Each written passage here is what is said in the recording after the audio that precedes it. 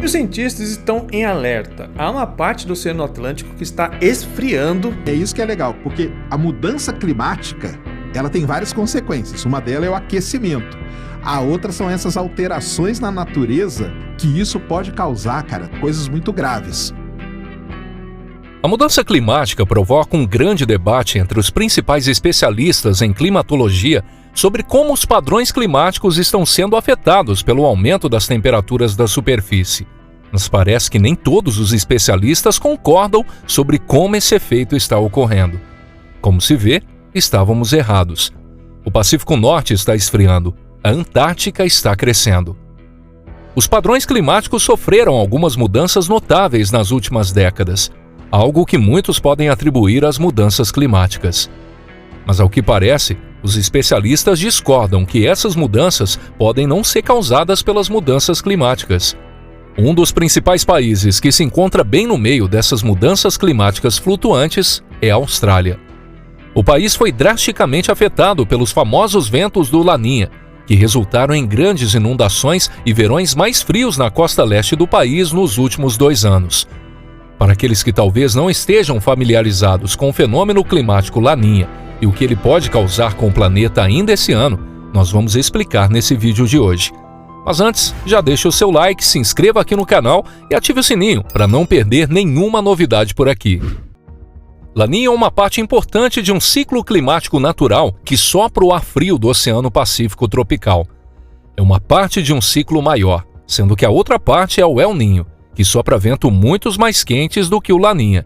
Ambos os eventos climáticos alternam efeitos em ambas as extremidades do Pacífico tropical central e oriental, com temperaturas da superfície do mar variando entre os dois. Esses eventos climáticos são chamados coletivamente de El Niño, Oscilação Sul ou ENSO. Os efeitos variáveis do Laninha e do El Niño têm efeitos monumentais sobre os padrões climáticos, trazendo chuvas tropicais severas e inundações para uma região e, simultaneamente, trazendo secas para outra, e o ciclo muda.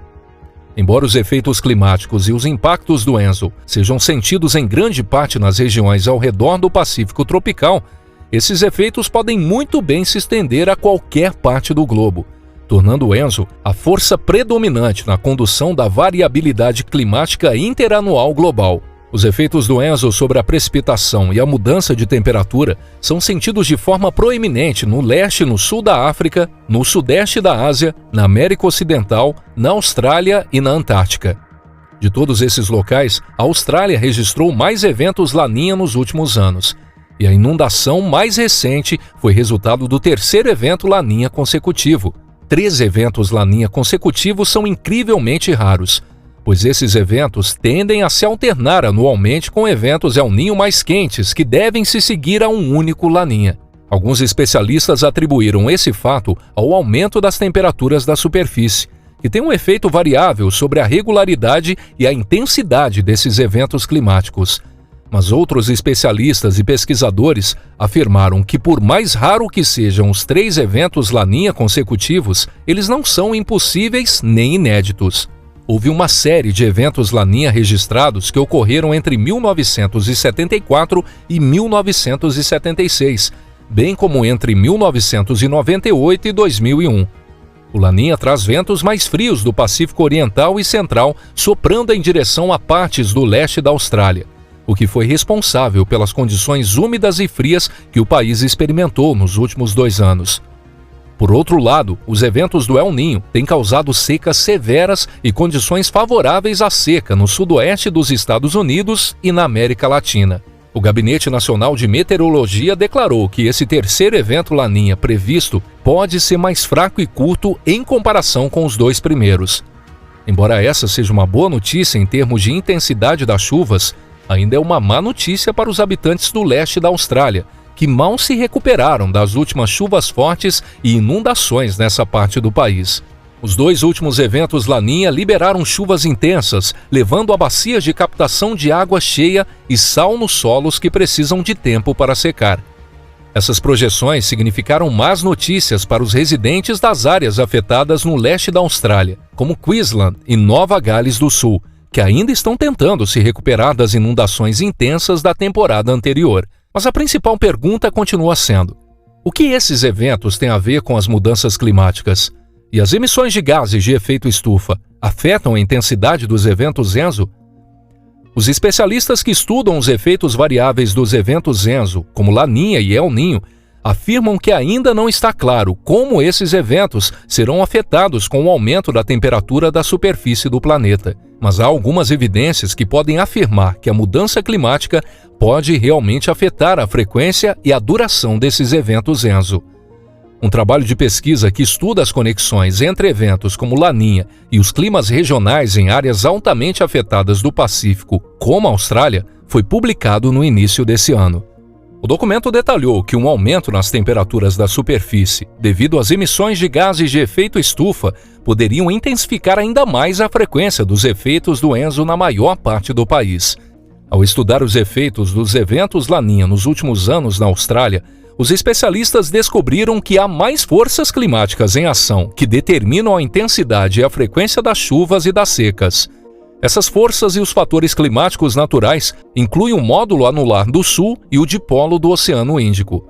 O dipolo do Oceano Índico é caracterizado por uma oscilação de temperaturas variáveis da superfície do mar. Enquanto a parte ocidental do Oceano Índico se torna relativamente mais quente, o polo oriental do oceano se torna irregularmente mais frio.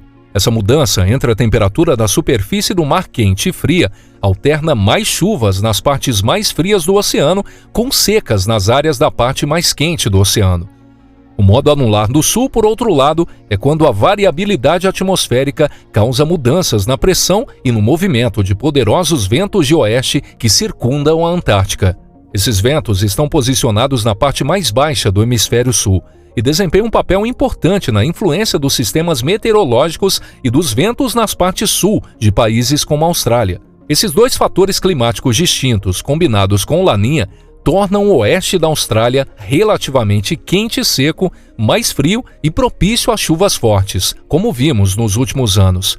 Esses três fatores climáticos também foram proeminentes no passado, com ocorrência registrada anteriormente na primavera de 2010, quando o leste da Austrália teve um recorde de chuvas igualmente alto. Embora o fenômeno de 2010 tenha sido um evento isolado, parece que a tendência atual de eventos Laninha pode induzir mais chuvas na próxima estação e, portanto, provocar mais inundações.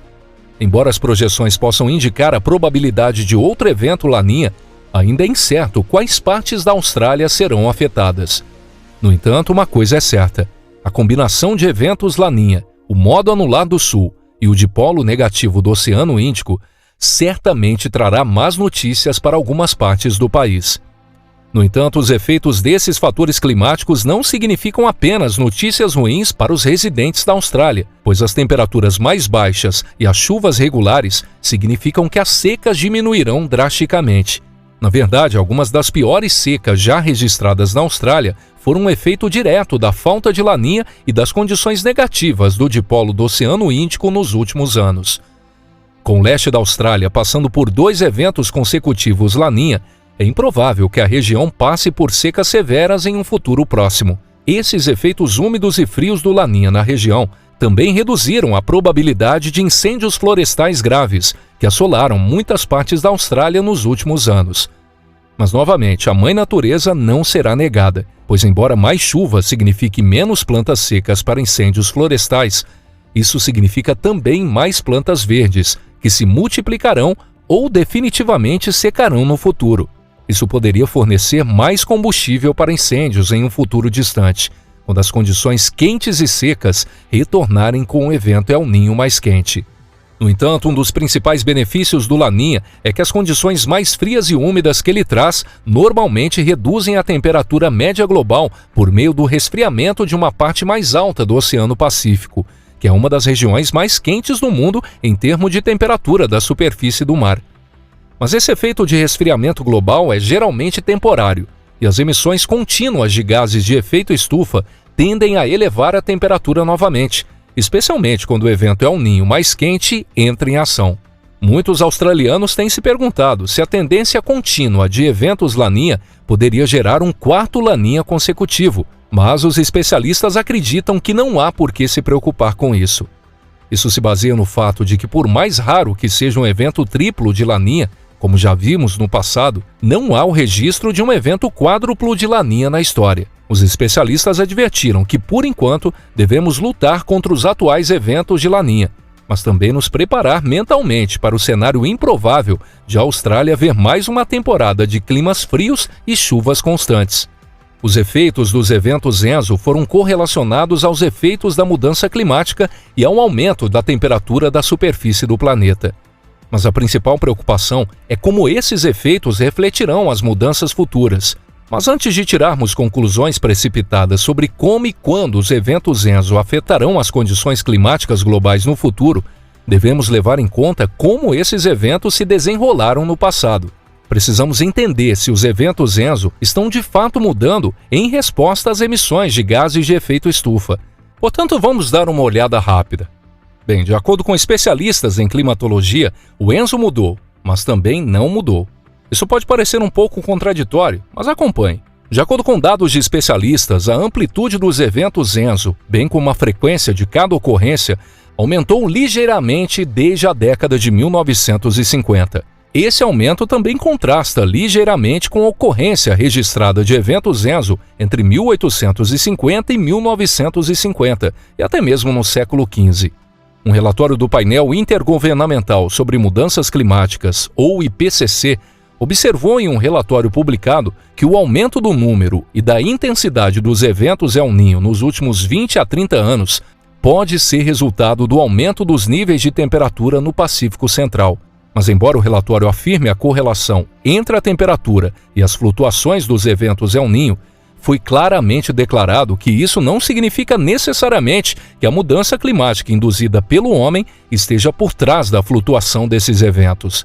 Os cientistas conseguiram rastrear a ocorrência de eventos Enso há milhares de anos usando o registro instrumental e registros paleoclimáticos, que são fontes de dados que nos mostram o estado climático da Terra durante um determinado período no passado. Esses registros são obtidos observando-se o crescimento e as características evolutivas de núcleo de gelo, anéis de árvores, depósitos de sedimentos, lagos e mares. Um estudo desses registros indica que ao longo dos últimos 11 mil anos, os eventos do Enso flutuaram e demonstraram quantidades variadas de padrões e amplitudes. Isso mostra aos especialistas que não há, de fato, nenhuma indicação clara de que as mudanças que observamos nos eventos Enso desde a década de 1950 sejam peculiares ou resultantes de mudanças climáticas. Além disso, as simulações de modelos climáticos indicaram flutuações semelhantes nas tentativas de prever os padrões dos eventos de Enso no futuro. Essas simulações incluíram e excluíram os efeitos das emissões de gases de efeito estufa, e todas elas produziram resultados variados com relação ao estado futuro dos eventos de Enso no clima do planeta. Além disso, um estudo detalhado das tendências recentes dos eventos Enso ao redor do Pacífico Central indicou que quaisquer mudanças na frequência e na intensidade desses eventos pode muito bem estar dentro da faixa normal de variabilidade natural. Aparentemente, isso pode ser simplesmente como a Terra funciona, em padrões imprevisíveis de altos e baixos que não podem estar diretamente correlacionados com os efeitos das atividades humanas e das emissões de gases de efeito estufa. O relatório do IPCC não indica nenhum consenso sobre a mudança nas temperaturas da superfície do mar nos próximos séculos em relação às emissões de gases de efeito estufa. Mas independentemente disso, uma coisa é certa. É muito provável que a variabilidade das chuvas no Pacífico tropical centro-leste aumente significativamente nos próximos anos. Também é importante fazer a distinção de que os modelos climáticos não estão dizendo que não haverá absolutamente nenhuma mudança nos eventos Enso no próximo século.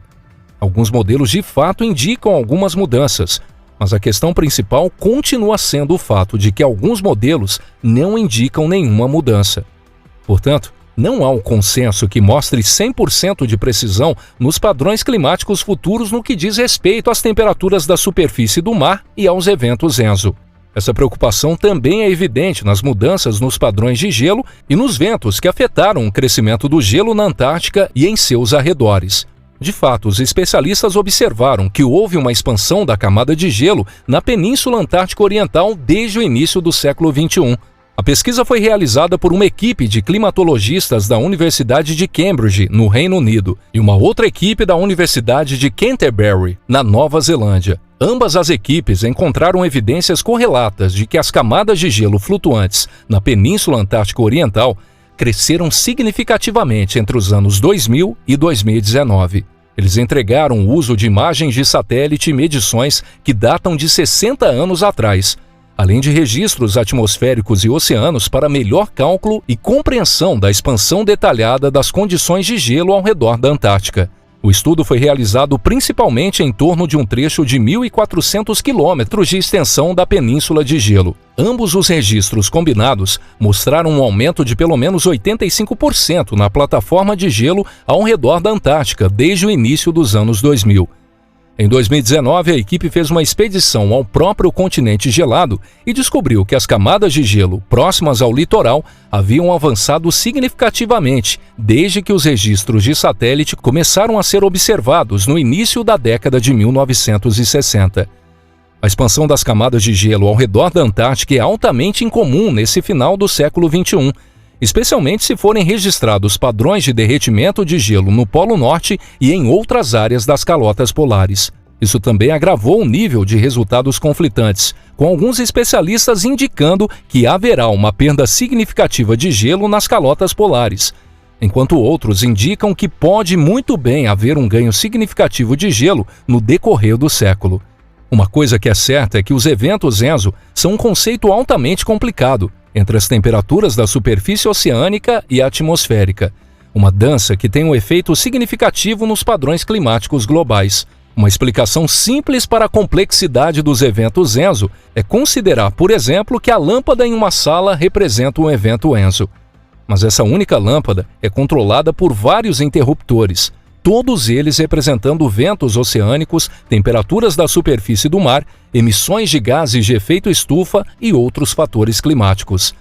É quase impossível determinar qual desses fatores tem um efeito diferente sobre a forma como os eventos ENSO se desenvolvem, se é que tem algum efeito. Além disso, os efeitos de longo prazo dos eventos ENSO nos últimos 1000 anos não facilitam a identificação de um padrão exato. No entanto, ainda há pesquisas em andamento que podem lançar uma luz definitiva sobre como as mudanças climáticas podem se desenvolver ao longo do século. Bom, pessoal, assim a gente vai finalizando o vídeo de hoje. Se você gostou do conteúdo, deixe o seu like e comente aqui embaixo o que você achou de tudo isso. Bom, vou ficando por aqui, um forte abraço e até o nosso próximo conteúdo. Tchau, tchau!